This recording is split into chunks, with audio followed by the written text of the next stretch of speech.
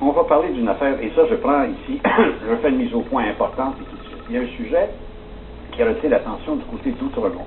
Il y a eu un conseil de ville qui s'est tenu dans l'arrondissement Outremont, où il y a une conseillère indépendante que nous allons recevoir, Mme Céline Forget, qui colérait et n'était pas très heureuse de ce que l'on s'apprête à faire, c'est-à-dire un genre d'accommodement ou une modification au règlement de circulation d'Outremont, du quartier Outremont, pour accommoder la communauté hassidique qui demande de pouvoir, à l'occasion et pour motif explicable, de pouvoir amener des autobus dans les rues résidentielles pour qu'ils puissent être transportés, la communauté, pour des objectifs qui leur appartiennent, que l'on respecte, rien comme ça. Alors donc, on voulait parler de ça. Mme Forget va être ici pour nous en parler.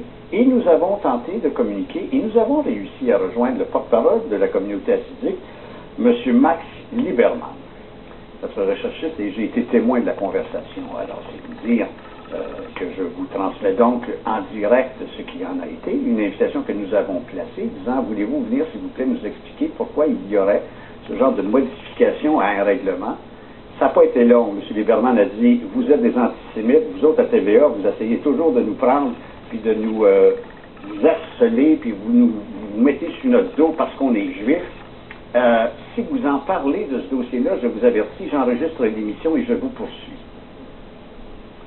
Vous comprendrez bien que cette menace ne suffira certainement pas à nous arrêter et qu'on ne peut pas, comme organisme d'affaires publiques, plier à la moindre menace d'une pseudo-poursuite où il y aurait dans sa tête à lui une intention malsaine et malveillante de notre part. Absolument pas.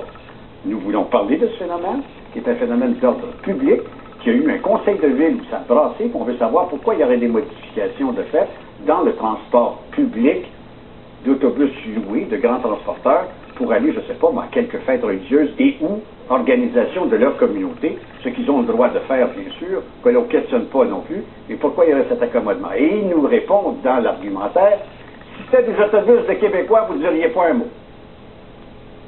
Écoutez, c'est vous qui faites le procès d'intention. Nous, on veut juste savoir ce qu'il y a en termes d'information. À cela, il nous dit, il n'y a pas de nouvelles là, c'est pas une histoire. Alors, c'est en pas tout ça.